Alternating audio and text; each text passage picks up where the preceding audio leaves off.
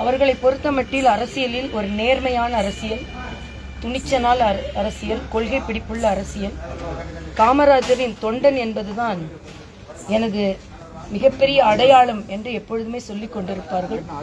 கதரை தவிர வேறு எதையும் அணிய மாட்டார்கள். உள்ளாடைகள் கூட கதர்ல தான் அணிவாங்க. அப்படி லீவ்டு வித் பிரின்சிபிள்ஸ்.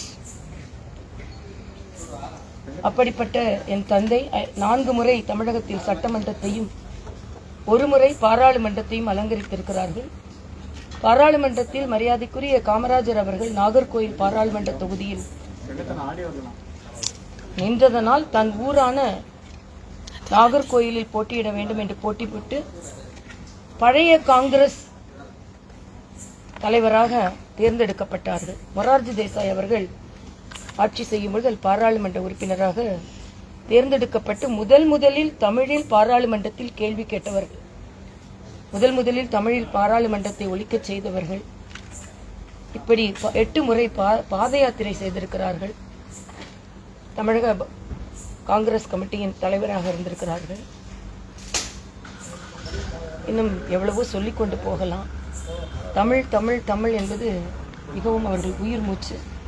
தமிழகத்தில் உள்ள எல்லா தலைவர்களிடம் கட்சி எல்லை கடந்து மிகவும் அன்பாக பழகக்கூடியவர், மிகச்சிறந்த பேச்சாளர், அன்பிற் சிறந்தீர் அப்படின்னு தான் ஆரம்பிப்பார். அப்படி ஆரம்பிக்கும் பொழுதே அதிகமான கைத்தட்டல்களை பெறுவார். எனது தந்தை சிறுவயதிலிருந்து அவரை பார்த்து வளர்ந்தவள் நான் வேறு இயக்கத்தை தேர்ந்தெடுத்த போது சற்று கோபமாக இருந்தாலும் பின்பு எங்கே இருந்தாலும் நன்றாக இருக்க வேண்டும் என்று என்னை வாழ்த்தியவர், எனது உயரத்தில் பார்த்து மகிழ்ந்தவர். இறுதி காலத்தில் இயற்கையோடு இருக்க வேண்டும் என்பதற்காக எங்களோடு தான் இருந்தார். கடைசி காலம் வரைக்கும் எங்களோடு தான் இருந்தார். அதனால நானும் எனது கணவர் டாக்டர் சவுந்தரராஜன் அவர்களும் கண்கோட் பார்த்து கொண்டோம். அவர் மறைந்திருக்கிறார் என்று என்னால் நம்ப முடியவில்லை. அதனால் அவரை 93 வயதாவது பிறந்த நாளையும் கொண்டாடினோம். அவருக்கு நாளைய தினம் இறுதி சடங்கு 5 மணிக்கு இறுதி ஊர்வலம் கிளம்பி விருகம்பாக்கம் இடுகாட்டில் நிறைவு செய்கிறோம். நிறைவான வாழ்க்கை வாழ்ந்தவர். கடைசி காலத்தில் கூட தமிழக மக்களுக்கு வாழ்த்துக்களை சொல்லுங்கள் என்று எங்களுக்கு எப்பொழுதுமே அறிவுரை சொல்லி எங்களை வளர்த்திருக்கிறார். நேரடியாக தந்தை என்று இருந்ததை விட நாட்டுக்கு ஒரு தொண்டன் என்ற வகையிலேயே அவரது வாழ்க்கை இருந்திருக்கிறது. உங்கள் அனைவரின் சார்பிலும் உங்கள் சகோதரியாக அவரின் ஆன்மா சாந்தி அடைய வேண்டும் என்று பிரார்த்தித்து, ஒரு நல்ல மனிதர், நேர்மையான மனிதர், அரசியலுக்காக எந்த வகையிலும் தனது கொள்கையை விட்டுக் கொடுக்காதவர், நேர்மையை விட்டுக் கொடுக்காதவர், கடுமையான உழைப்பாளி, நல்ல பழக்க வழக்கங்களே உள்ளவர். 4 மணியிலிருந்து இரவு 11 மணி வரைக்கும் வாழ்க்கையை நேரடியாக நேர்மறையாக நடத்தக்கூடியவர், படிப்பாளி. 2 MA படித்திருக்கிறார். அந்த காலத்திலேயே புத்தகங்கள் தான் அவரது வாழ்க்கை. ஆக அப்படிப்பட்ட அப்பாவை இழந்து தவித்துக் கொண்டிருக்கிறேன். போய் பாருங்கள் அப்பா.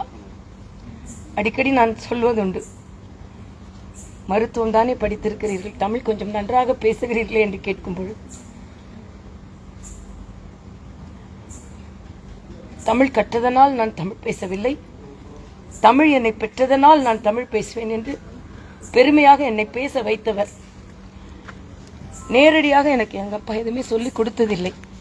ஆனால் அவரது ஒழுக்கத்தையும் நேர்மையும் பார்த்து பார்த்து வளர்ந்தவள் நான். தேசமும் தெய்வீகமும் எனது 2 கண்கள் என்று சொல்லி வளர்த்தவர். அதனால்தான் இன்றும் நான் தேசியத்தையும் தெய்வீகத்தையும் 2 கண்களாக போற்றிக் கொண்டிருக்கிறோம். மிகுந்த தேசபக்தியும் தெய்வ பக்தியும் உள்ளவர். அவரை இழந்து வாடுகிறோம். ஆனால் துணிச்சலாக இருக்க வேண்டும், தமிழ் பேச வேண்டும், நேர்மையான அரசியல்வாதியாக இருக்க வேண்டும், எதற்கும் தலைகுனியக்கூடாது என்ற அவரது வாழ்க்கையை பின்பற்றி அவர் என்னவெல்லாம் இந்த தமிழக மக்களுக்கு செய்ய வேண்டும் என்று நினைத்தார் அவர் வலியுறுத்தி அதை நாங்கள் செய்து முடிப்போம், செய்து முடிப்பேன். உங்கள் சகோதரியாக அனைவருக்கும் என் தந்தை இழந்து வாடும் நீங்கள் எல்லாம் இந்த நேரத்தில் வந்து ஆறுதலை தந்ததற்கு நான் எனது வணக்கத்தை தெரிவித்துக் கொண்டேன்.